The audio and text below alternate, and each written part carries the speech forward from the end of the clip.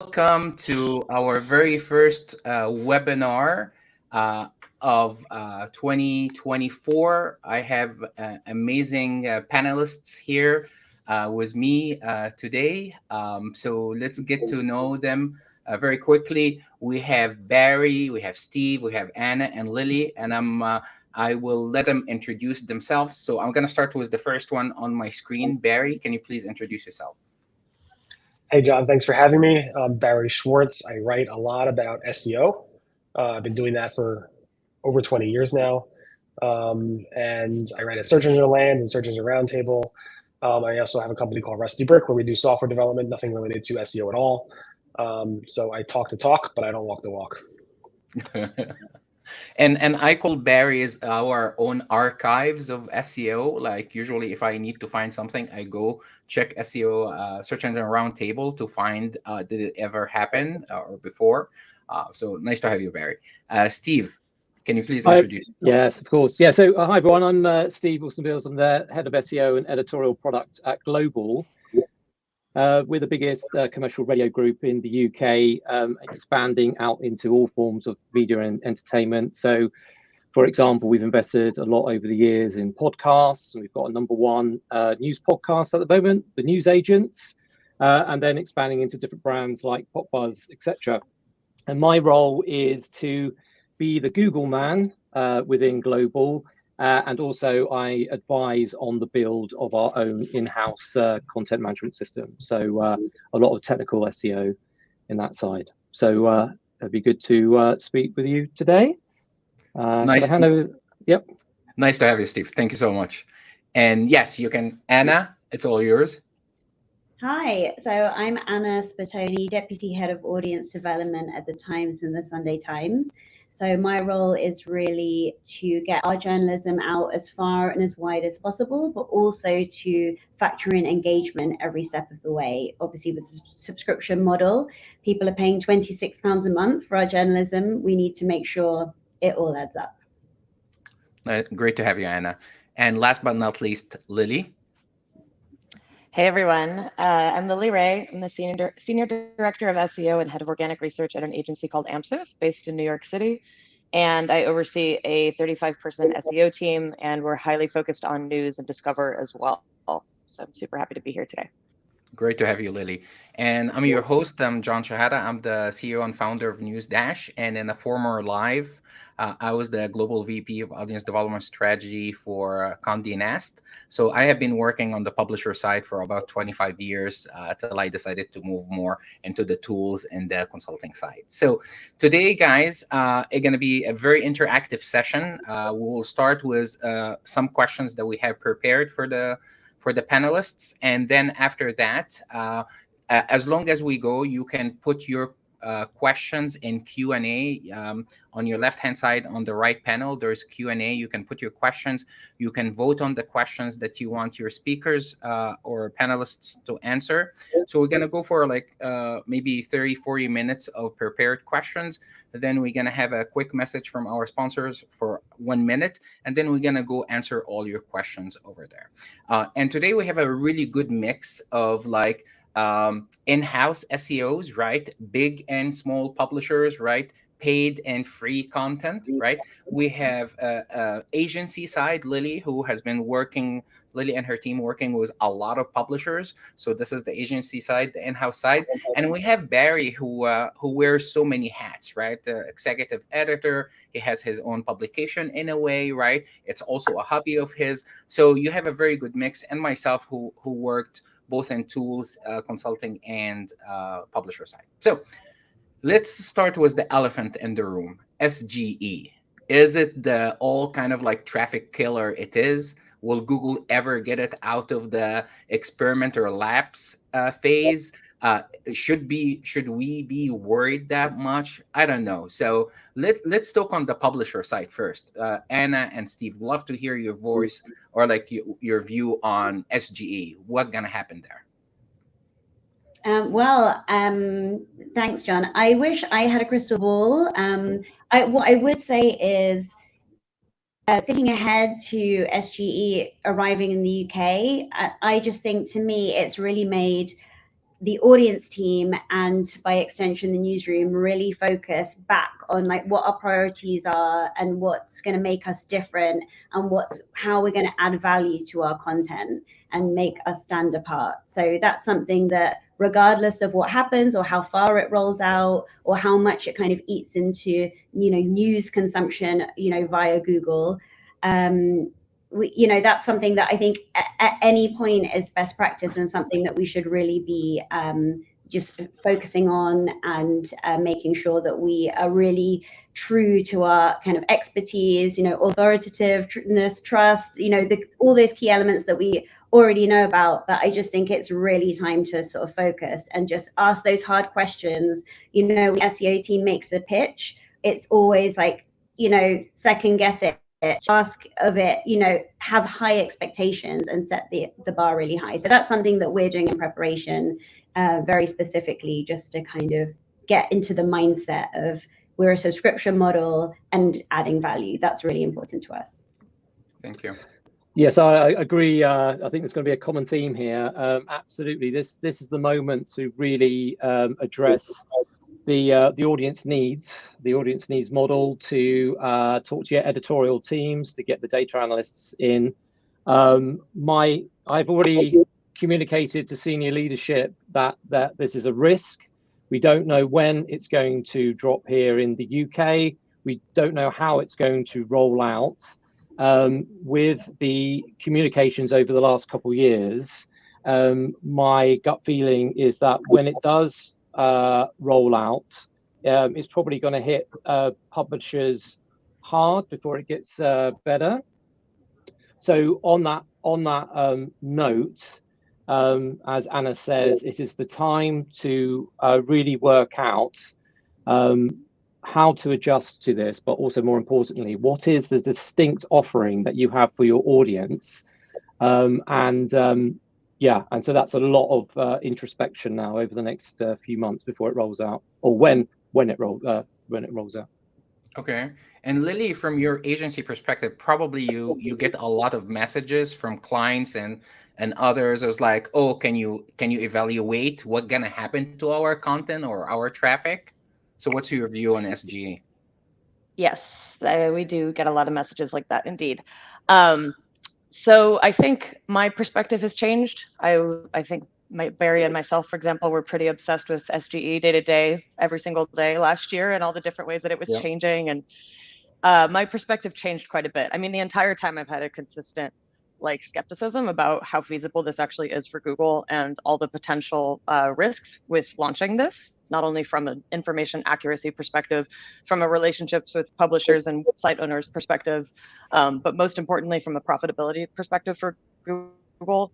I just don't really see a way that Google could make this product profitable for them, which is obviously the most important thing for them. So I don't know that we've seen a lot of evidence that those fundamental issues have been solved throughout the course of the year. And if anything, I would say we've seen the opposite, where Google's now starting to trend more towards we can do these other cool things with AI, but SGE is kind of like this background thing that some people have access to. So I don't know. It's hard to say. It's really hard to kind of plan for something that may or may not happen. But yeah, I think, depending on the category of the type of content that you create and how your site makes money and how your site drives traffic and everything, it's very important to be in Google Labs, test SGE, see what it looks like for your industry. And then I think a lot of the time it's seeing how Google sources the information in SGE and thinking about how you can structure your content to better answer those questions. Well done. Barry, what do you think? You see it all, right? From all different perspectives. I mean, everybody said everything. I mean, again, I think when will Google launch this is the big question. Will Google launch this is the big question. I think they just have it in their back pocket waiting for, do we need to launch this? I think, because like Lily said, it's hard for them to monetize this. I mean, if publishers are concerned about getting clicks to their website, advertisers are going to be concerned about getting clicks to their websites.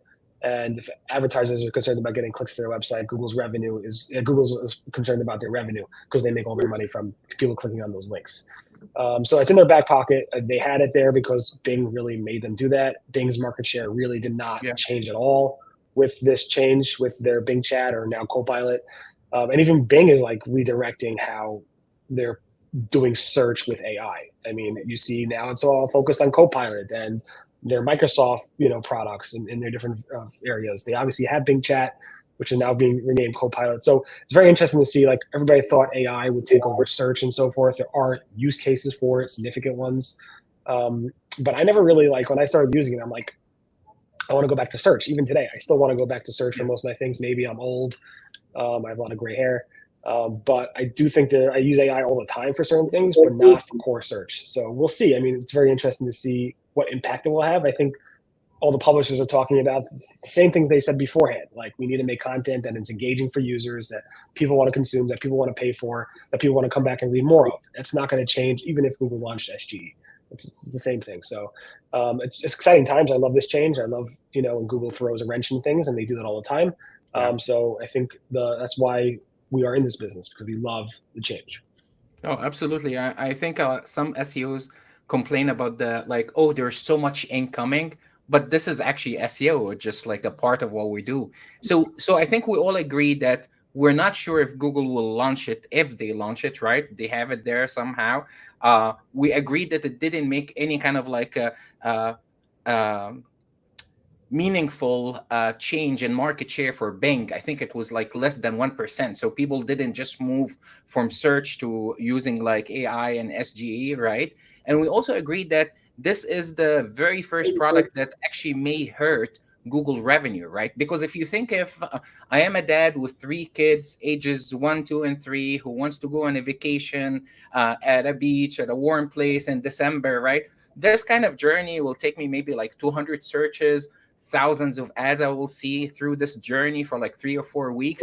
And if SGE can solve this very quickly for me in 2 to 3 searches, then all this revenue lost on Google end, right? The whole journey. I mean, it's a good thing, but this is the very first product I think Google launched that actually can hurt their bottom line or can hurt their main display ad revenue. Okay, so we're good. Now, let's assume that Google will launch this. Do you think the impact on different types of content will be the same? So if you think about evergreen content or news content or different types of content, affiliate content, do you think the impact will be the same? And it's open to everyone. I don't think it will. I mean, from everything I've seen so far, and to me, it's just, there's a common sense element as well. And, I fear more for the evergreen side of things, for typing in that kind of, best X. I've seen so many examples of that where, the generative search results, look more useful and promising. And it feels like more competition when it comes, compared to obviously breaking and developing news stories, but where, actually what you might be getting some value from is a kind of, a comment piece or, a perspective on something that's happening, so I feel like, yeah, that's something that I would be more, and I am more concerned about. And that's something when I'm thinking about kind of planning around evergreen strategy, that's where I'm like, okay, this is where we need to see, and we might need to revise what we're doing more radically. Yeah, I agree with that. The evergreen. Thanks, Anna. What do you guys think? Yeah, the evergreen is an area I think under threat, but ultimately it's also around any area of journalism where it's being replicated by your competitors. Really, anything that AI can do where you're not adding your point of distinction, then that is a threat area. We know it's been there for a while, but yeah, this is another reminder that we need to always push towards original journalism rather than just doing what our competitors are doing. There's a certain journalism, obviously, when a story breaks. The proof of how how good your editorial is the information that you can communicate to audiences in the moment. But there's a lot of replication still out there on other topics. Do you think as the world gets lazier, people get lazier? They don't really care about that, journalism. Do you think they don't really care? Yeah, look, you've hit the nail on the head there, Barry. It's about being able to communicate the value of journalism. What is it bringing to you outside of the pure information update? So you know, we've got a lot more to do it, and it's a lot more than just marketing campaigns. So a lot of that is around transparency, showing how things are worked, but ultimately it's around really helping simplify complex details. I mean, if you want to talk about this, Gen Z, 60% of all the news they get it from TikTok. So that's a whole different challenge coming very soon towards us, right? But no, yes, I totally agree. It's what's unique about the publication. But at the same time, like, I was tracking SGE for a while because, like, with NewsDash, it's like real-time news SEO, and we start finding that I thought that SGE will never appear for news or sensitive topics, right? In the beginning, that's what I thought.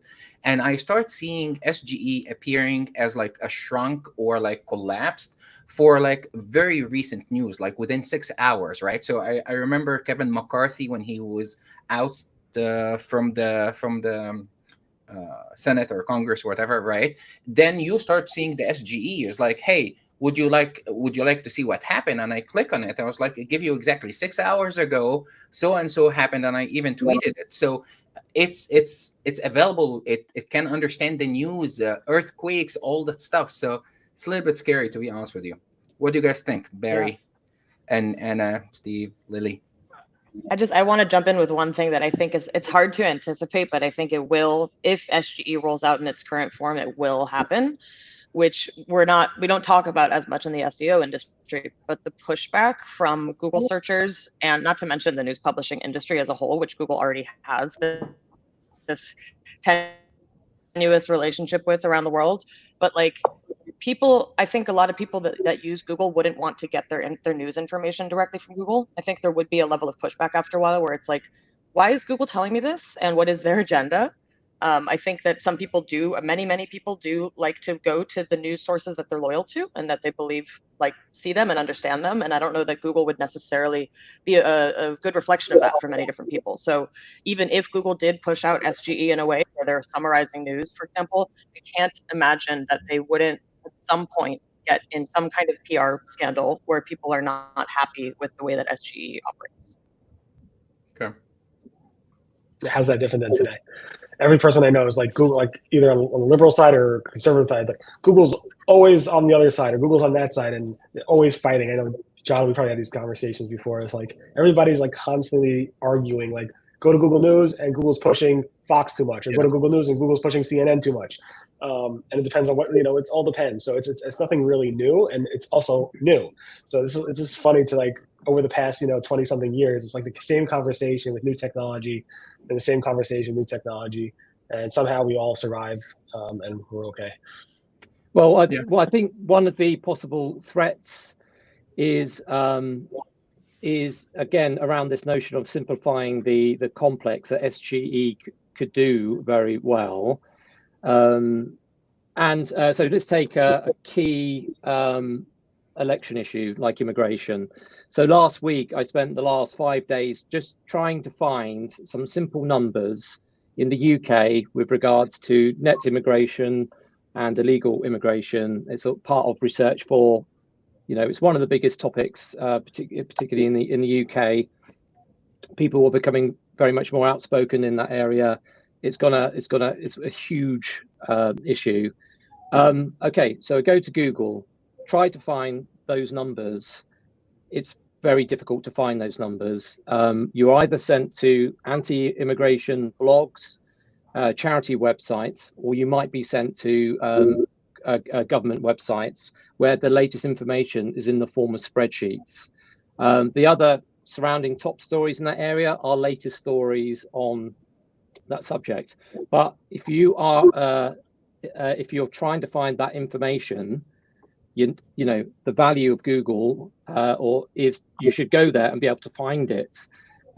So I don't know if that is something that publishers need to try harder to make sure that in the chaos of information that they're trying to tackle, we still need to highlight simple information because it's getting lost. And then obviously the fluctuations in Google doesn't help that. So maybe, you know, if SGE rolls out that number at the top of the page, for instance, or whatever it is, does that help the user in that particular audience need or use case? Then that's a very powerful a very powerful argument for the benefits of SGE to the user. Now, as to the validity of that information, that's another thing. But as a use case, people want to find simple answers to potentially simple questions, and it's not there at the moment on that use case in Google. Yeah, or they want the summary of what's going on, right? Can you tell me what's going on? And this is what SGE sometimes is very good, like summarizing a very complex. Doesn't mean it's true or real or valid, right? But in such an era of a very short attention span, and people don't have the time to read like a 2, 3, 4 minutes articles, I see some users doing that. So I'm gonna move from news to like affiliate content and commerce content. And I'm talking about that specifically because there are so many publishers have been depending on commerce content over the last few years as another source of revenue, right? So when you go to Google right now, and if SGE will show up shrunk for some of these, like best men's sunglasses or best, Amazon like laptops for developers and stuff like this, right? And you see, if you expand the SGE, and Google will tell you, it's like, okay, these are the characteristics you should be looking for. This is what we recommend. And then they give you like 5 of 10 products, and then you select on each product, and then it can tell you, hey, you can buy this product from these 10 stores and so on. So that completely removes the middleman, right? But at the same time, they're getting that information from publishers, right? So it's like catch-22. You're getting all the information from publishers and the reviews, but you're pushing them all the way down, and you're presenting that. Slowly, the publishers will have no incentive to write any of these reviews because it's not going to be profitable for them in a way, or like working for them. What do you guys think about like commerce content or affiliate content for publishers specifically? I'm not sure if I can talk to that. We don't do affiliate or content or product reviews. What I would do in that instance is read what Lily Ray says. Also, Lily Allen, that's a good. Yeah. Yeah, it's a bloodbath. Honestly, like you just described, John. It's beyond a catch-22. It's like an existential threat to that entire business, which we're already seeing for the past 2 years of Google updates, the reviews update in particular. Like Glenn Gabe has been writing about this a lot. It's not like they're getting that traffic back. That traffic is going elsewhere. And what's really, to me, aggravating about the whole situation is that Google puts so much pressure on publishers to publish high experience, EEAT product reviews in the past couple of years, and now, like you just described, they're repurposing that information in SGE and then sending people directly to Google Shopping. So that to me feels just like I don't love it. It's not great, and it's very hard to console those types of clients because we do have a lot of them.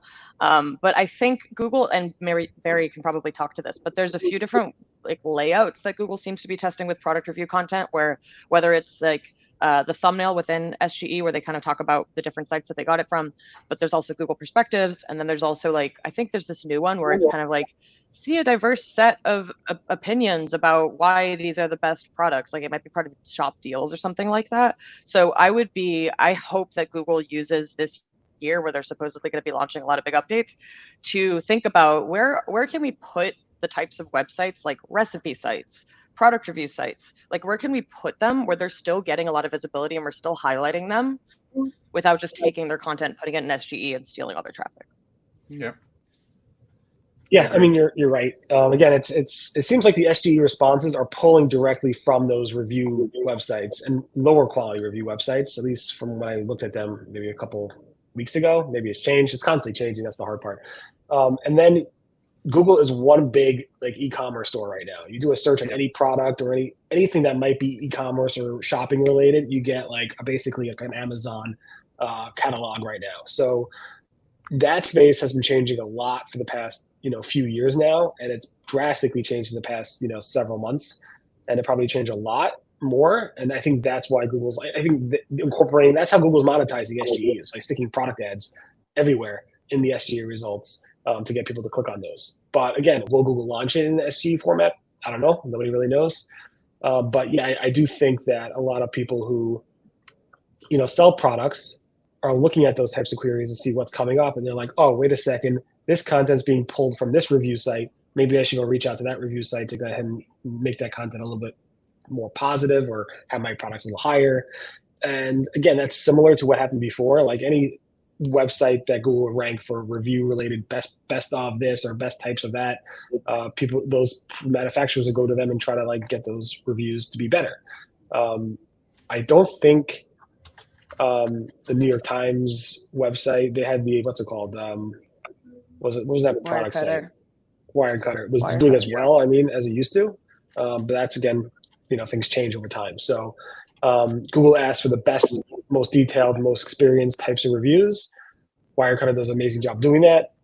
And now with SGE, it seems like they're just pulling anything from anywhere, and it doesn't matter. So again, I think a lot of the stuff is in beta, and Google wants to produce the best types of stuff out there. In the past several months of Google updates have been somewhat embarrassing for them, but I think they're going to go. I think their goal is to surprise us with the next update, and we'll see what happens with that. Yeah. Anna, do you do any commerce or affiliate content on the sites, or you guys don't touch that? We do at the Times. I focus more on the news desk, so I work on the editorial side of things, but it's absolutely something that we have a Times travel section and site that is an affiliate commercial play. I absolutely agree. Like we're just gonna have to revisit as we go and kind of learn as we go and see what happens with these. I say, we have a team of journalists going in person all over the world, reviewing hotels, reviewing restaurants, filing like the high quality copy. So, we have the content, and obviously for our subscribers, it's there. It's where we come to off platform. How will people find it if it's being surfaced in a completely AI way. Okay. So yes, TBC, but as I say, I'm very focused on the news desk. Okay, awesome. So in a simple yes or no for the whole panel, are you for Google launching SGE in its current format now or no? Like, is SGE ready? Do you think like Google should launch it now or no? Just keep it in labs. I think that the reason that they haven't launched it in the UK is because it's not ready. And I actually felt like when it first launched in the US last year, I was thinking, oh, well, it's going to be a week or two, and we were all kind of, watching really closely. And I think that delay is just a big giveaway as to, what's happening, because I would have thought it would be much sooner. Okay. What about you, Lily? Do you think it's ready? No. Okay. Steve? No, but that we haven't seen the UK version of it, so that's where you're going to see in precise detail how good it is. But from what I've seen so far from the US version, no. Okay. Barry, what do you think? Since everybody said no, I'm going to say it doesn't matter. Google, most of the stuff Google launches is not ready, and you launch with anything technology. When you launch your products, I'm sure NewsDash, I'm sure it wasn't exactly what you wanted, but you launched it at some point. You got to launch it at some point, and I'm not surprised Google hasn't launched it yet. I think I initially thought it was a reaction to what Bing did, and that they're going to hold it until they really need to launch it, because again, the whole monetary thing, revenue thing. So I think if they needed to launch it because the stock price needed it, they will launch it today. Okay, awesome. Thank you. And guys, we have a poll about this. If you guys can go and answer it, that would be great. We'd love to hear your voice. Okay, so now let's move to the next big things. AI. So should newsrooms use AI or not, right? That's the big title. And I just want to say 25 years ago when I started, it was mainly print industry, and websites were just coming out. And back then, blogs was like newspapers and news organizations were looking at blogs as like imposters what are these guys, what are they publishing, and they were fighting it all the time, even with the whole web content. And it was like, I think the question I used to get a lot is like, hey John, how can we drive visitors, online visitors, to buy more of our newspapers, right? It was always like print mentality, and slowly the newspaper came along, and oh, online, digital, and so on. And New York Times is like, all the news fit to click, right? And instead all the news fit to print, right? So it's usually a slow adaptation from like news organizations toward like new technologies. And we are in the crisp of like a breakthrough with AI, right? So the question specifically for Steve and Anna, do you guys think newsrooms should embrace AI, right? And what do you think are the best use cases that AI should be used in the newsroom? Absolutely, we need to all get on top of this one.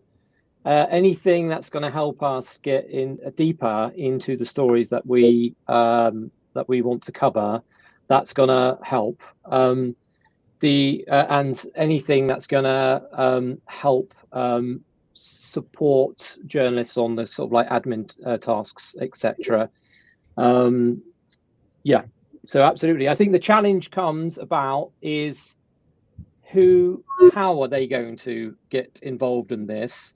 Obviously, some newsrooms around the world, it'd be interesting to hear from Anna, but some newsrooms around the world are creating AI specialist advisory desks in the newsroom, which are probably those brands that are going to take the lead on this one, because it's extremely hard whilst you're trying to cover the news is actually learn also how AI can help in that area as well. So yeah, we know that we need to do it. There's some incredible things that we can do through AI, particularly around examining data and data visualizations to tell very impactful stories. But we really, for the smaller newsrooms, we're going to be really reliant on expertise to help us in that area. Okay. Anna? Yes, agreed. And we, we have a small working group that's very much cross tech and editorial, working in the newsroom, experimenting with AI and all of its uses, and really kind of testing it and just seeing, how we can use it. Does it make sense for us? Is it a road we want to go down? And, there's obviously the content creation, which is one side of it, which is very much humans and, our original and high value reporting.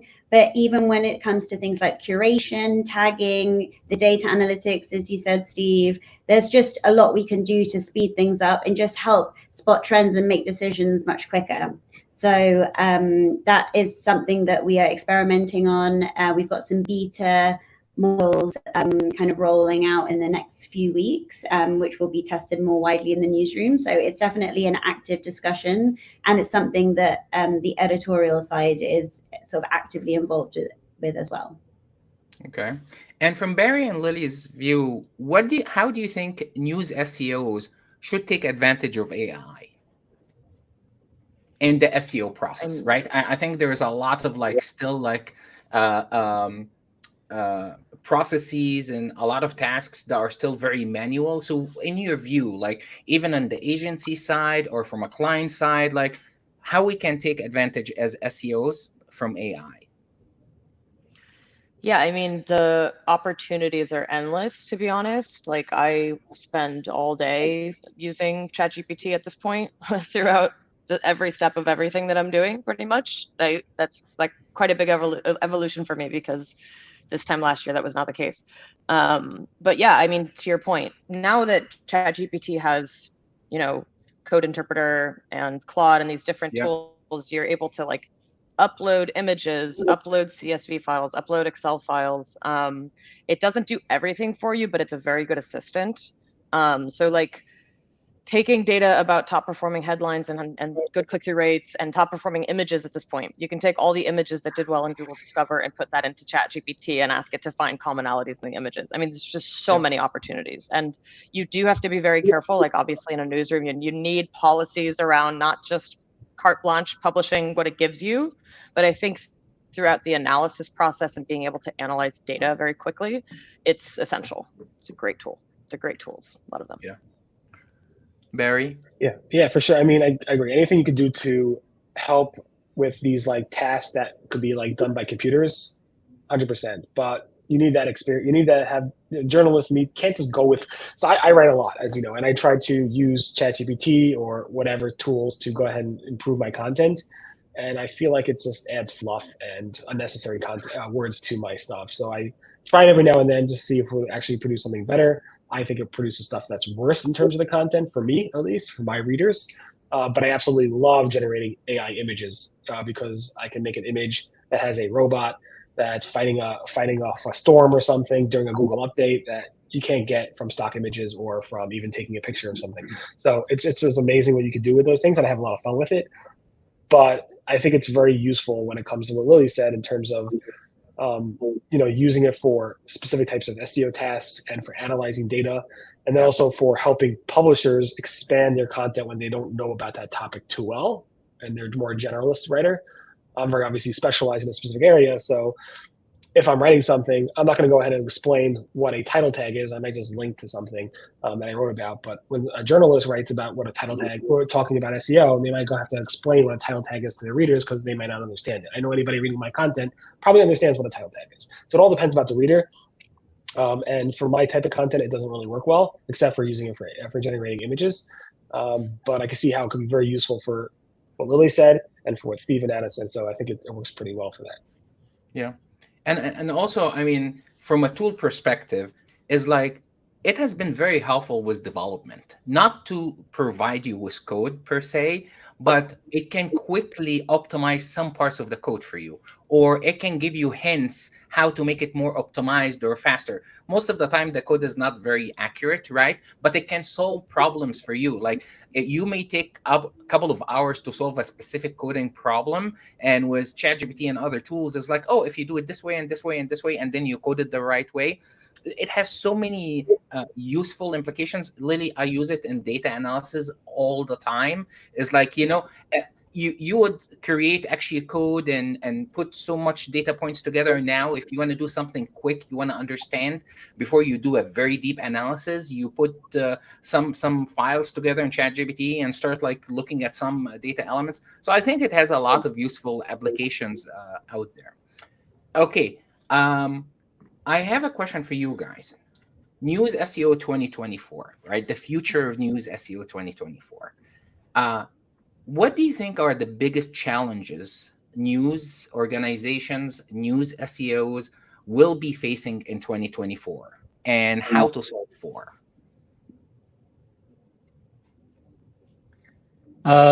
Quite a few. I think the biggest one is this juncture that we have arrived in at the moment with Google.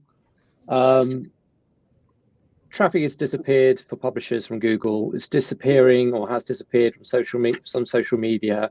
We are at a crux point. And like Anna was saying, it is the biggest challenge is for newsrooms will need to allocate more time to audience needs models. I've mentioned it before, but there's so much, audiences want so much more than just breaking news items. We know there's there's an increase in percentage of audiences that are becoming news avoiders. And although that is a smaller part of total audience, as reported by the Reuters Institute for Journalism, it's normally tucked away or has been tucked away in previous reports, but it's becoming, they're dedicating more and more space to it because news avoidance, although it might be a small audience, it speaks to some fundamental existential things around news for audiences. There's a lot of depressing news out there. There's a lot of news. There's a lot of constant news out there, and people are wanting to take a break from it. So we're at this defining point, and I really strongly believe that people might be having a particular Google problem at the moment, but what it is, it's a branding, it's a proposition problem, and they need to really spend more time discussing what the why of what they're producing, really understanding, okay, who are our audience, understanding their needs, understanding how we can cater for that through all the different formats we have. And I think that syncs very well with a news SEO strategy anyway, because as we all know, we need a holistic approach to SEO. We need to keep all the plates spinning. Sometimes those plates might crash, but this one is really spinning here. So yeah, we have to keep all the options open, keep it spinning. So yeah, so it's an audience needs. That's got to. Will the teams allocate time to look at this in the year ahead? Okay, thank you, Anna. Yes, I think kind of building on that, actually, I think it's funny because someone this morning actually sent me a link to, there's various, articles doing the rounds, kind of, is SEO dead? This kind of like, and the constant kind of looking at the charts and seeing, if our audience, our guest traffic is declining, or, and kind of the bigger picture of like what's going to happen and the uncertainty and the anticipation of SGE, and it's still, it's kind of an unknown, a massive unknown for us. I would hate for it to kind of erode the kind of influence of the audience team, and with that, the news SEOs in the newsroom, or for anyone in the business to sort of discard that concept and just think, oh, it's something that we can't, it's out of our control, or it's so volatile, and that that the message, it can be a challenge. So that's something that I would say, with our audience team, we really do try to add value to the news desk and into the hub that we work on with all the news editors, and just kind of make sure that we're there taking like a really broad look at digital in the kind of widest sense of that word, and what we can add to the user experience, and as you talked about, the kind of audience needs, user needs, and sort of drilling down and kind of asking, every time we publish content or a package of content, what every piece doing, and having a more nuanced discussion around the data in terms of what's performed well, and kind of interrogating that a bit more. And I think it just will be a challenge for us until we know more. At the moment it's just such a question mark. So yeah. Thanks, Anna. Lily and Barry, what do you think are the biggest challenges news SEOs, news organizations will be facing in 2024, and how they can prep for? I think if the last 3 or 4 months are any indication of what 2024 will be like, it will continue to be a really, really difficult year for news publishers. I'm hoping that's not the case, but we've heard from Google that they're planning to make some very big updates. So I'm really hoping that turns things around, because starting in October, I think all of us know there was a pretty massive change that affected a lot of different news sites, particularly on Google Discover. And the nice thing, I was going to say, one positive thing, one glimmer of hope, is Google Discover. So I think that's an area where a lot of news publishers are kind of finding their niche, they're finding their voice, and they're finding what works for them. Unfortunately, a lot of people lost traffic in October, but assuming that comes back to a diverse set of news publishers, I think that's a great opportunity. And the one development or possible development that happened in the last several months that I was really excited about, because it was finally some great news for publishers, is that Google is testing showing Discover on desktop, which, if that happens, I think will be a massive benefit to the news community. So I'm very, very hopeful that Google launches that. There will be big news for publishers. Barry? I mean, everybody said everything. I mean, the biggest elephant is that people are going to lose jobs because of AI, and that's what everybody's afraid of. And it's going to affect, writers. It's going to affect, SEOs. It's going to affect everything. And every big company is looking to replace people with technology, and they've been doing that forever. And now it's just getting a little bit easier. So I think that's the biggest challenge people have. And what you could do is just, I think specializing is the most important thing for a writer, for an SEO, for anybody in any business, is to really specialize in an area where AI is really good at general stuff, but when it comes to like really niche stuff, they can do a good job, but any other expert in that area could to tell that it's not really that AI is not an expert in that area. So I think what you could do is really specialize, but at the same time, I think it's gonna be really hard for new people coming into the industry who don't have that specialty yet to really, do well. But maybe I'm wrong. It's just AI just keeps getting better and better, and it's more and more concerned. Like you said about using it for building code, you really can't use it for building. Like one of my clients, we build a lot of code, and one of my clients is like, two of my clients are like, can you just use AI to build it? It'll take you 2 minutes. I'm like, it can't figure out how your whole organization works and build a whole entire application around how to make your company more efficient using understanding your protocols and so forth. So building API, people don't get it, but at the same time, it can build pretty generic stuff pretty well. And it can do pretty generic, data analysts pretty well. But you need an expert to look at that and to like really embed it into the organization so you fully understand it. So I think it's more about specialization, and that's how you protect yourself against AI taking over your job today. Maybe in the future it'll take over everything, and we'll just have nothing to do all day and watch movies generated by AI. I guess I don't know. Yeah, no, so true. I think it has been the story of our mankind, right? Certain jobs will evolve, other jobs will disappear.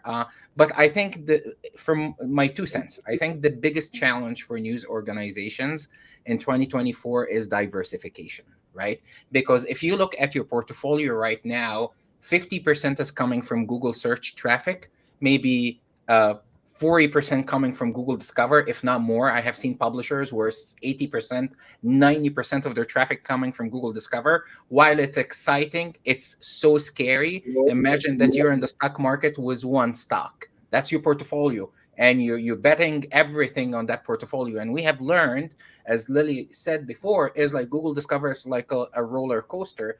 You get some, and overnight you lose everything, right? So with that very risky portfolio, with the majority of the traffic coming from Google and Google Discover, right?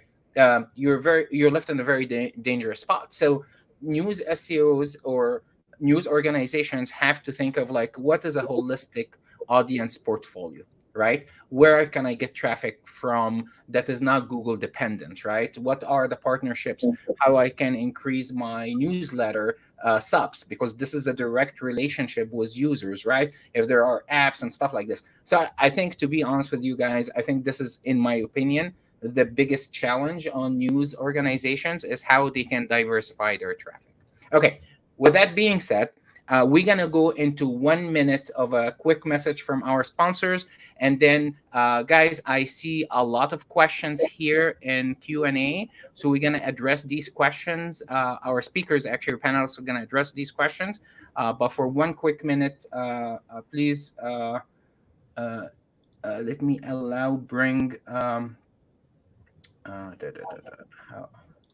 let me bring Dave on stage. And Dave, you can take it away for 1 minute.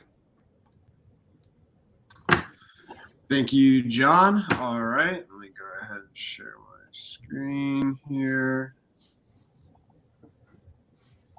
Okay, awesome. So as we're coming here, you probably guys have already heard this since this is John's company. This is NewZdash. We're a real-time news SEO platform for publishers, and we've won some awards from best global SEO software from US, Europe, and globally.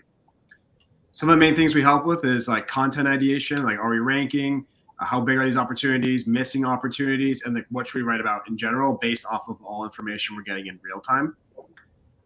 These are just some of our current clients that we have for NewZdash. But really diving into some of the main features we have. First is that we're the only tool to give you the real-time search volume of what people are searching for on Google Trends, giving you the context of why it's trending, top trends, new trends, and when they come out in chronological order of importance, and then trending overviews in general of how well they've been trending over the past 24 hours. Then as well, too, we can show you exactly with this a concept called the automatic clustering, semantic clustering. For instance, Joe Biden, if there's an election going on, we'll be able to pull those two trends and keywords as they are related, be able to show you 2 years of historic data, as well as giving you unlimited competitor information just to get a better overview of how you're doing against them. As well, too, it's very important to understand of why your competitors are doing well. So we're able to show you exactly rank URLs based off of content creation, why your competitors are ranking in the #1 spot every 30 days based off of your topical niche as well, too. And finally, we can do Google Discover, so we can help you once again, since a lot of traffic is coming from Google Discover these days, we can help you understand better where your traffic is coming from. So I know that was a really quick overview, but if anyone wants to get into contact with me, I am Dave Morley, account executive, and here's my email.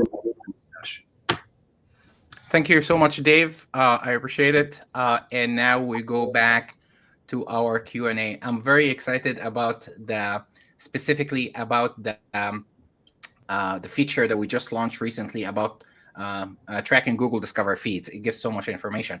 And this is a good segue. So here, this is a good question we got from Sarah. Sarah is asking, how can I optimize evergreen articles for Google Discover besides the size of images? Lily, I think you should take this one as a start. You have been doing so much in Google Discover. Yeah.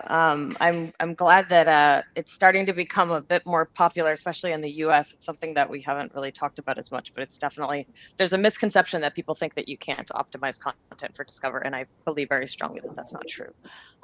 Anyway, evergreen content, what's tricky about that is you kind of need to like nudge Google that this is something new and interesting, because largely speaking, generally speaking, Google Discover is new and interesting topics. However, that's changing in the last couple of weeks and months as Google is now highlighting more content from topics that you follow and things like this. So it is changing a bit.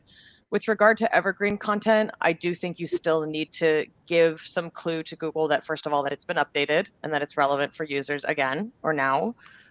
So whether that's updating for 2024, like actually updating for 2024, putting that you updated the article, explaining why it was updated, and then just kind of providing insights and topics and updates to the article that are truly relevant for people right now. So if it's an article about best things to do in Buenos Aires, which I currently am right now, you want it to be best things to do in Buenos Aires in 2024, and you want it to not just be, the 5 most popular tourist destinations, but maybe you add some interesting twist about something that's happening this year.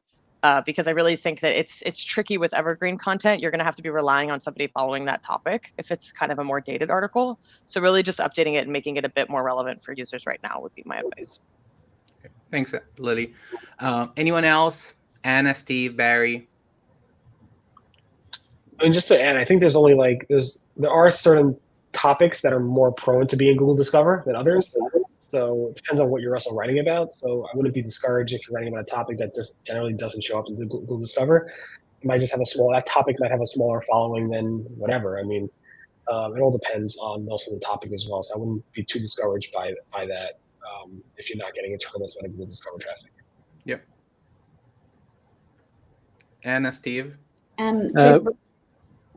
Sorry, Anna.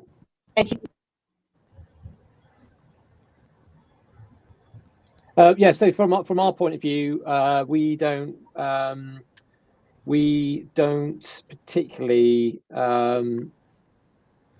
tweak evergreen articles to appear in Google Discover. We seem to be lucky enough; our evergreen articles will appear in Google Discover, so we're fortunate in that way. The only proviso that I would put, and something that I've worked with the editorials team is, and it often comes from any area where there is a spike in traffic, and you alluded to that, John, is teams, from my experience, teams that go heavily focused on Google Discover tend to take their attention away from top stories. So we've just got to try and keep it, like I say, we'll keep all those plates spinning. We actually try to approach it in the sense of when a story is being commissioned, thinking, who is the story for, but also how will they reach that audience? And that's a bit where we would say, okay, is there search for this? Is it going to be optimized for search? Or does it have a kind of more discover or social potential? And then we would completely consider ourselves free to move away from some of those more kind of search-driven keywords and just make it the headline, and we know the themes that work for us, but just as compelling as possible. Could it be a first-person piece, first-person headline, the scroll-stopping artwork, and we have sort of various kind of thematic, the topics that work well for us, on Discover, some of our evergreen relationship content and kind of fitness and well-being content for sure. cuts through for us on Discover. So yeah, I just think it's kind of making that decision and then kind of seeing how well you can give it the best chance for those. And yeah, we are sort of looking, back at historic data was perform well and sharing those trends with the newsroom. But I wouldn't say that we commission specifically for Discover. I think it's more the other way, just thinking where does it have the best potential, and kind of thinking about it in that way. Yeah. So I'm gonna go to something that Barry mentioned very quickly, right? So we have a tool called GD-Dash, and we have over 900 billion with a B impressions in the tool. And we have analyzed how much evergreen versus news, right? Based on the clients that we have. And I can say that 80 to 90% of the content that we see is news. And that's also a reflection or trendy content, reflection of the clients that we have. But this doesn't mean that there is no evergreen content, but it's not as frequent as news.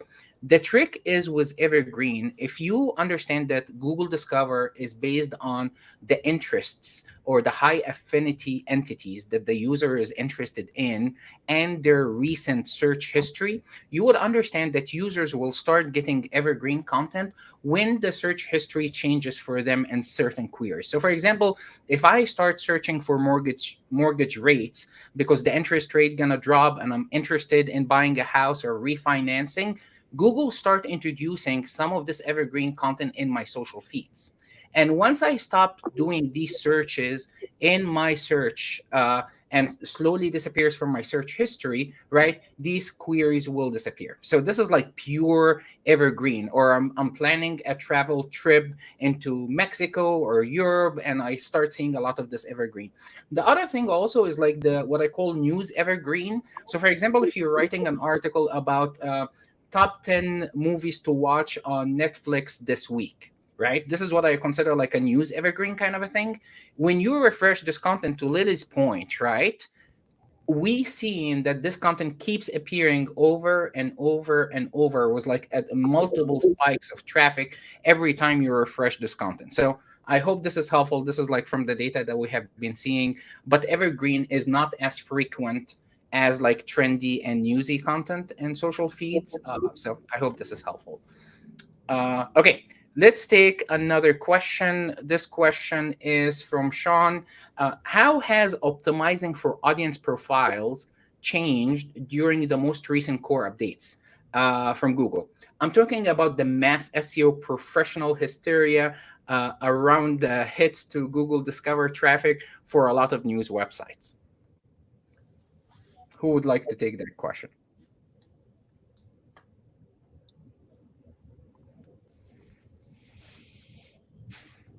I'm not sure. I can speak about the second part. Someone else. Yeah, I think is it asking or it's around audience, identifying audience profiles. Has that shifted? For us, it hasn't. But the exercise is ongoing. The reevaluation goes on every month. We think we know who our audience is. How has that traffic performed? We review that every day, and if we it's around making a proposition based on the data, right? We make an assumption, we deliver content on that. Are we hitting the mark? If not, what is affecting that? Yeah, so there's there's a big exercise before we sit down and write, which is really who's that audience. So it hasn't changed. The endpoints where the users might come in, we need to always look at that. But core is who is the audience? What do we think they're going to, what are they interested in? So yes, we will always see fluctuations on the acquisition channels of where that audience comes in, but the exercise is ongoing for identifying audience needs and building up a picture of that cohort or audience segment, as we like to call them. Okay. Thanks, Steve. Lily, you were going to say something about the second part. Yeah, the second part, I mean, the mass hysteria, I feel like I'm like largely responsible for the mass hysteria, but I'm doing this I'm representing hundreds of people who have reached out to me. So it's not just me being hysterical. There's many people who are hysterical. Unfortunately, when Discover traffic drops to 0, which has been the case for honestly at least hundreds of publishers, hundreds have gotten in touch with me. There's probably many, many more where that came from. It's very hard to assign meaning to what happened. You know what I mean? If you're getting millions of clicks per day or per month, and then it goes to 0, and so many people are in this situation, I think it's really hard. And it's obviously human nature to try to like make sense out of this and to say, oh, well, this other site is doing this thing, so maybe that's what happened. I think that Google's testing a lot of new layouts, a lot of new content. I mean, syndication is a big conversation that we need to have because there's a lot going on with syndication in there. YouTube has a lot of market share in Google Discover. So there's these bigger trends that are happening. And to your point, Steve, like I wouldn't dramatically change anything that you're doing from a content creation perspective. Keep doing what you're doing. And hopefully Google changes things in a way where it's a bit more favorable to a larger set of publishers over time.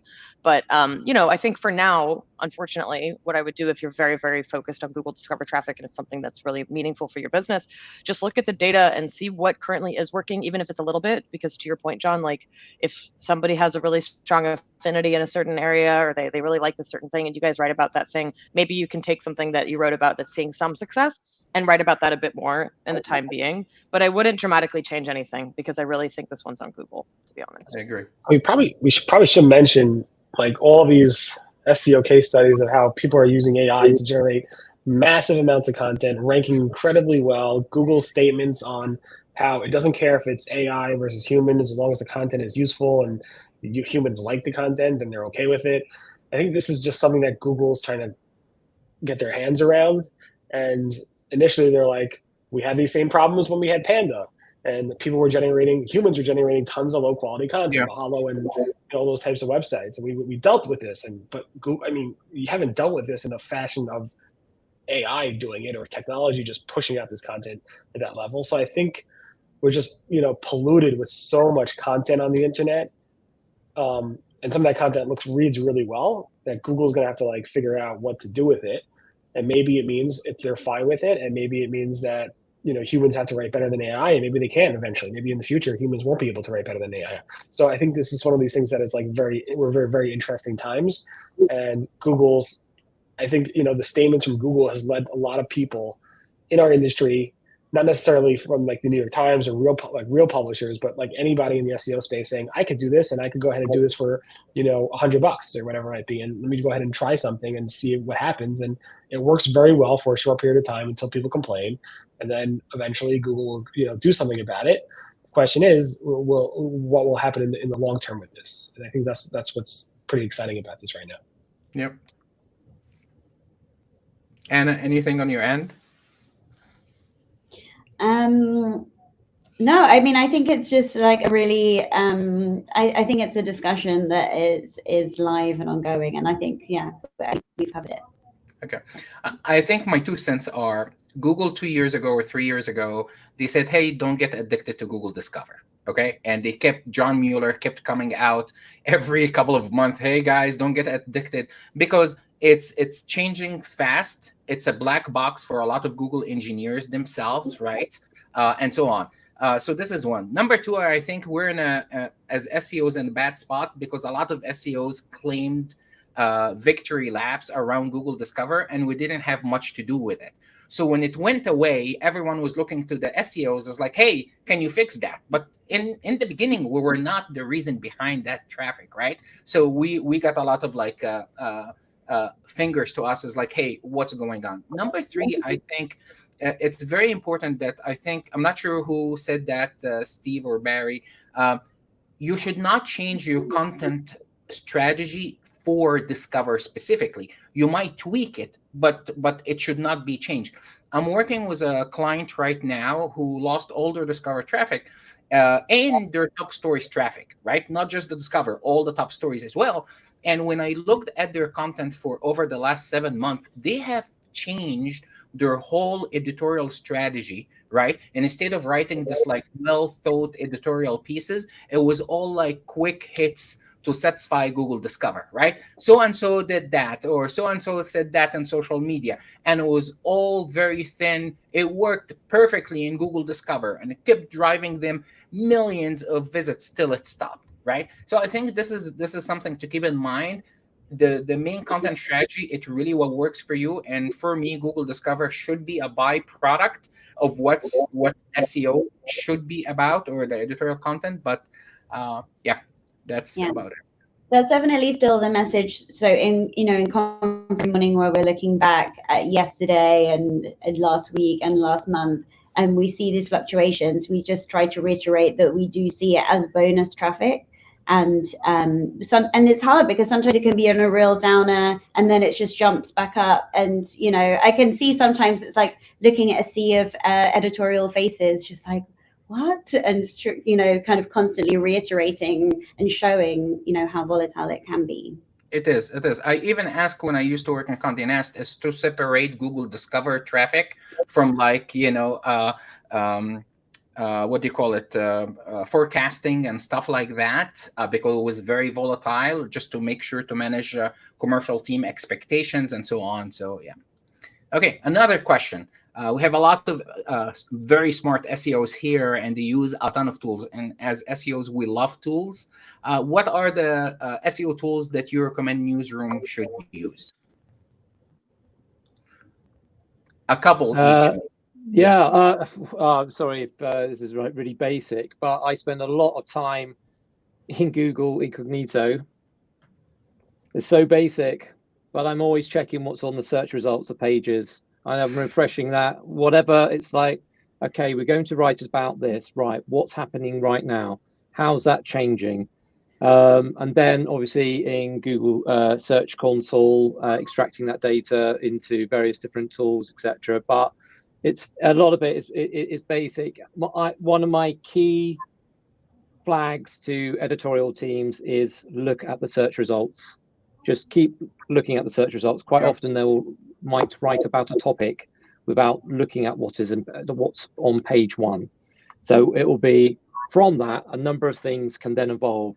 Okay, why is that competitor at the top, or why have they lost position?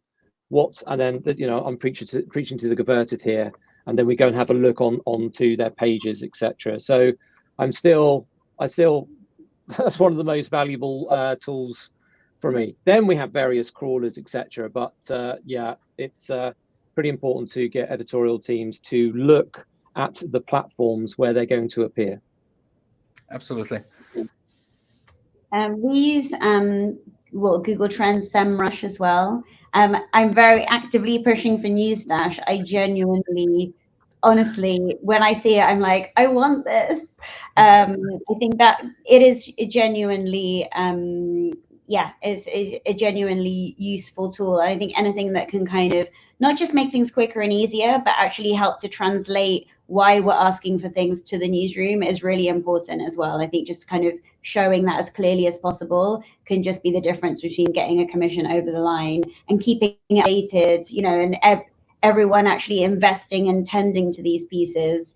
Yeah, I think it's really important, that kind of the feedback loop around it. Yeah, very important. Absolutely. Barry, do you use any SEO tools? Give us your secrets. My secret is to look at the community where they are and track what they're saying and be part of that community. I think it's very underrated for publishers to not be ingrained in the topic they're talking about and where that topic's being talked about online. So it's not necessarily an SEO tool. Of course, everybody uses NewZdash and has to use it. Search Console, all the main news SEO tools. I focus a lot of my time on the places where the community is at, either on, it could be Twitter, it could be Reddit, it could be wherever. Yeah. See what they're talking about and kind of surface that information as best as we can. Thank you. Lily, in the agency side, I bet you're using hundreds of tools. Yeah. I'm trying to think how to answer this question. It's a bit of a political question for me. Of course, NewZdash and GDash as well. We do use GDdash, excuse me. We do use GDdash for Discover, which is great. We have a handful of proprietary and secret weapon tools that we're using as well. Cindy Crum has a great tool called Mobile Moxie that does have some capabilities for news and Discover as well. For example, you can search for a query actually and pull up a feed of what's like the average articles ranking in Discover for that query day to day, which is pretty cool.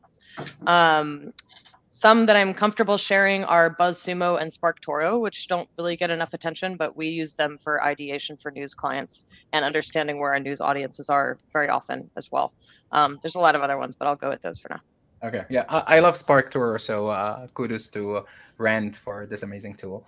Okay, another question. Should Newsroom put a heavy focus on experience-led content this year? I actually feel that just regardless of how that performs on Google, I think it just genuinely is that experience-led content gets really high engagement, or tends to get really high engagement from our subscribers as well. So to me, and actually there's a whole Venn diagram going on between, you know, what's best practice off platform and what our subscribers are genuinely into and kind of hoovering up. So I'd say, you know, in that respect, I'm happy to kind of keep pushing for it, and to keep reiterating to the newsroom how important it is to bring a personal way into essentially any story, but the kind of lived experience of it, no matter what the content is just will only add to and elevate the content, you know, regardless of what even happens to it off platform. Thank you.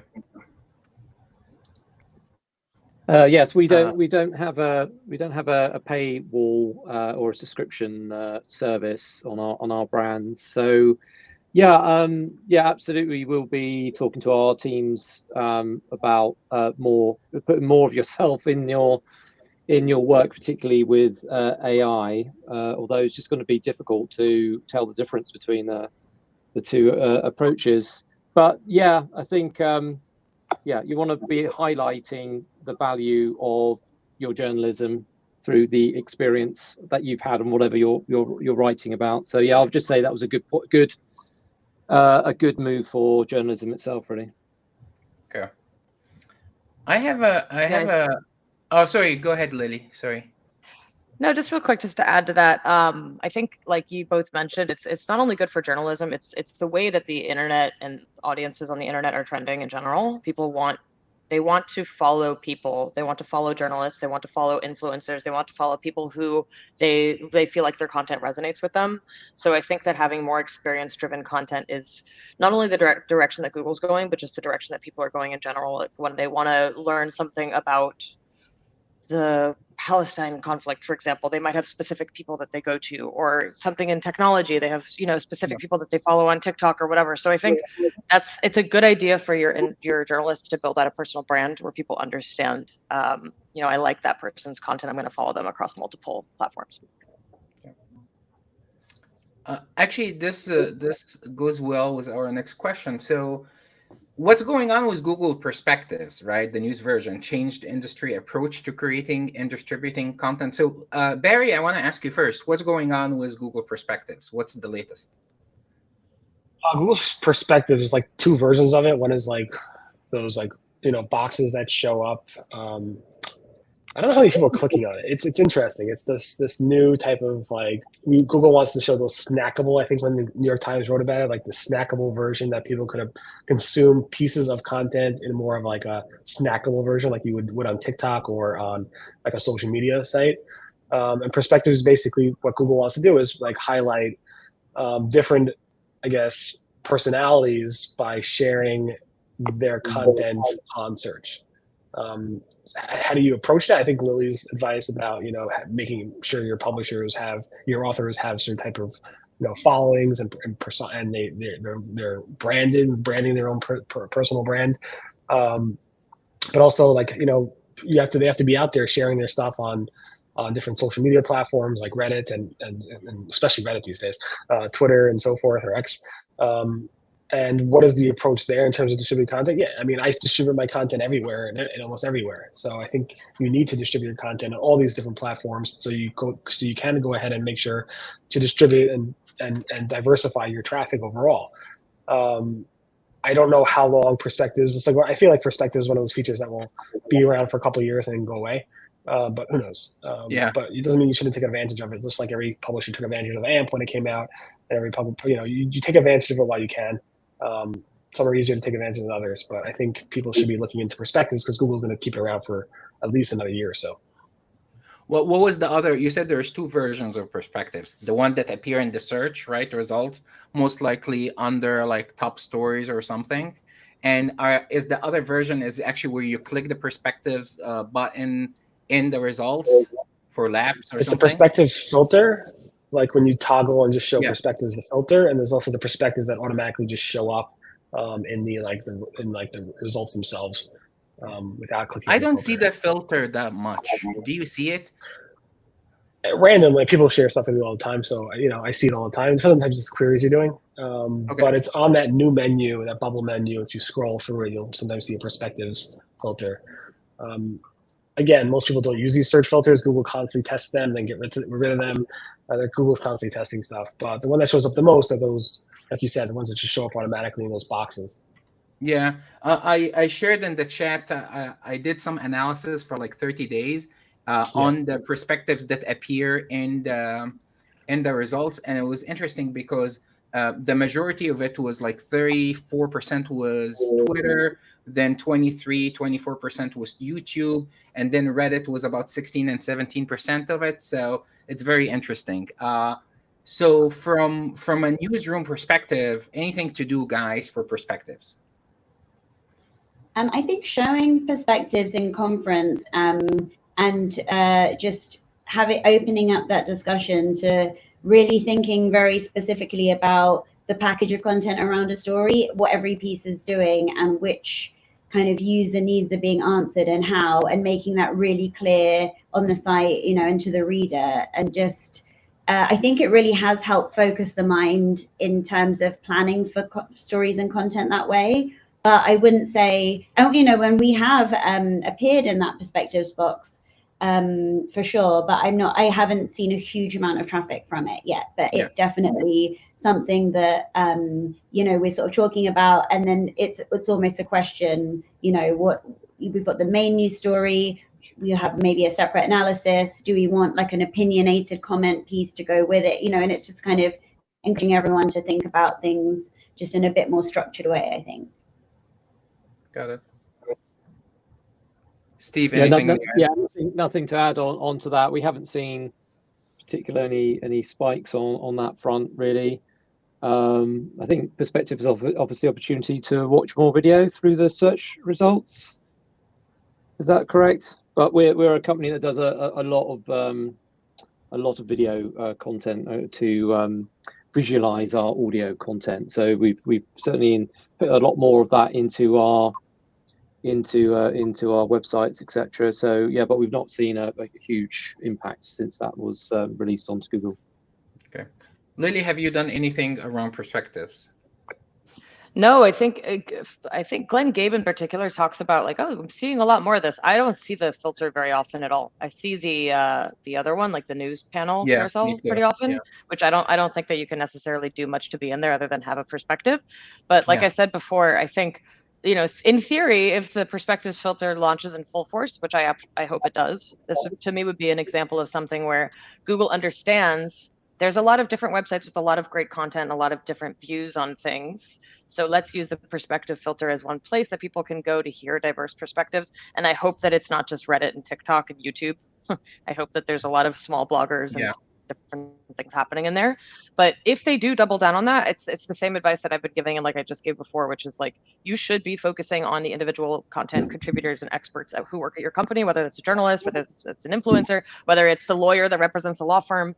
We've seen actually one of our law firm clients, the lawyer had a short video that he did describing a topic about something in place that he represents, and that showed up in Google Perspectives. So it's not just for news publishers. It's actually for any type of site where you can highlight an individual contributor and hopefully appear there.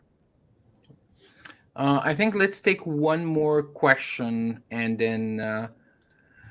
So does Google have any understanding of the quality or helpfulness of content, or is it, as many of us suspect, all about user behavior signals, and Google does not actually understand content? So this is like the whole, controversy, or recent one was all the papers that came out of the court, that how Google is using a lot of signals to identify good from bad content and so on. So what do you guys think? This is a great question.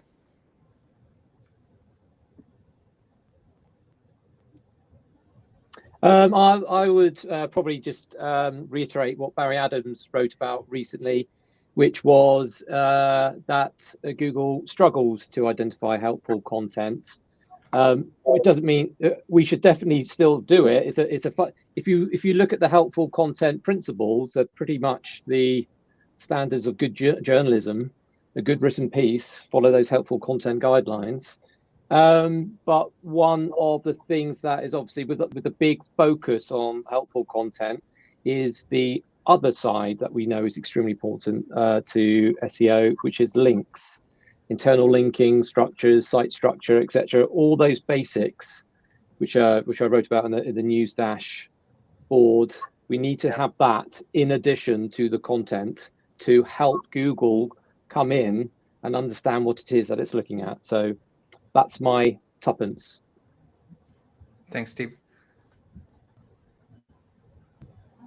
What do you guys think? I think Google thinks they do.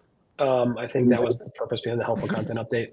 I think the first couple helpful content updates did nothing really, and then their last one did something big, and a lot of people think it didn't do the right thing. A lot of people are still complaining that since that last helpful content update was released, their sites no longer rank, and that's like it hurts them. Like not just money wise, it's just also like hurts them emotionally because Google doesn't think their content's helpful. And Google, I think, has been shown plenty of examples of where it got it wrong. And I think that's why it's taking them so long to release another helpful content update. So we will see when the next helpful content update is out. And I think continue to write what you consider to be helpful for your users outside of what Google thinks to be helpful on their documentation. Just focus on your users. I know you keep saying it, but I was hit by so many penalties directly over the years. I think 2 pandas and stuff like that. And John Mueller's like, maybe you should just ask your users what they like about your content and what they don't like. And I asked the users, I put a Google poll survey on my site, and they basically told me not to change much. And I didn't really change much. And then the next Panda update rolled out and things were better. But I'm unique in that I could do that because I don't really care about making money from my website. Whereas, you work in the New York Times or any of these publications, they have a whole staff and whole offices and stuff that they have to worry about, and they have to pay their bills. So it's different. I just love doing it because I get to see what happens and there's no real monetary, influence on that. So I just say keep doing what's best for your users. And I think Google will eventually get it right, because if they don't, maybe another search engine will come along and, take over for them. I don't know. Yeah. Yeah, I think for us, and it's happened over years, but I think the discussion is really, try to move away from thinking about like what's good SEO content or what's good SEO, and just think about it in terms of kind of broader, like good digital, is it good content and good digital headlines, rather than being very specific, and bringing SEO front and center of that. Of course, it is very important, but I think just taking them a step back and just thinking, is this a good story? Am I engaged by it? Is it giving me everything I need to give? I think that's really our priorities. Thank you. Lily, you have been talking a lot about helpful content, and what do you think? What's your take on this? Yeah, I mean, I think this whole the court document that was revealed about Google not understanding content, first of all, that was from 2016, right? Yeah. So that was, 8 years ago? I don't know if their capabilities have improved, but I have a feeling they have. Maybe they're looking even more closely at user signals. It's hard to say, but the takeaway from that continues to be true regardless of whether or not Google can understand content, because they can understand other things that have to do with how people like the content. So, hyperfixating on what Google can and can't do is not great. I think that there's a lot that site owners should take from the helpful content update. We actually worked with dozens of affected companies from that update in particular. And to Barry's point, a lot of people are very personally attacked, and I get it, because they wrote this content themselves or they built this website themselves. And so it's very, very frustrating. But when you see 30 plus examples, as we have, of what was penalized or what was devalued during that update, it starts to become very clear, maybe there's a way to do what you're doing in a way that's less frustrating for users, because Google users in general are frustrated with content feeling like there's way too much SEO involved. So this is a good chance to kind of do a gut check and figure out how you can write content that's more human, right? But it's hard. It's a hard conversation to have with people.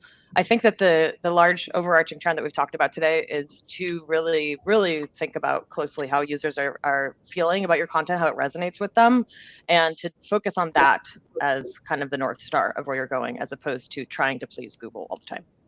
Okay, so was us coming to the end of this webinar, and guys, I want to thank you because you spent an hour and a half with us here, so I know you have your time is very valuable. What is one piece of advice you leave for our attendees to follow in 2024, regardless professional careers or what they work on or content, anything? One piece of advice you leave them. This is the most important thing for 2024. Okay, I can call Steve. What Google giveth, it can take it for the way. Know your audience. Thank you. Anna? I think for news SEOs, I would say there's many ways to show your worth in the newsroom. A lot of it in kind of the broader digital understanding. And I think that that's just going to be absolutely key, as well as the kind of, pure SEO play. But I think the contribution of SEO and audience people, in the editorial side of things is really important. And I think that's, we can show it in many ways. And I think that that's going to be a kind of mission for the year. Thank you. Lily? I've been saying to just make more videos and upload those videos to YouTube. Unfortunately, that's if you want to get a lot of traffic and a lot of visibility, take the content that you're already creating and just do that, and do short videos as well, and repurpose it for other platforms as well. But that seems to be where a lot of the traffic is going. Thank you. Barry? I don't disagree with anything, but in general, my advice is build content that if Google looked at your content and it wasn't ranking well, they'll be embarrassed that they're not ranking it well. Easier said than done, but yeah. Absolutely. And my one piece of advice, I would say, Google sometimes gets it wrong. So don't freak out and just focus on great content that works well for you and for your audience. So, and happy 2024 for all of you guys. Once again, thanks again for all our amazing speakers, our panelists.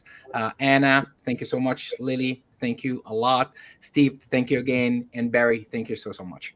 See you in upcoming webinars. Thank you, guys.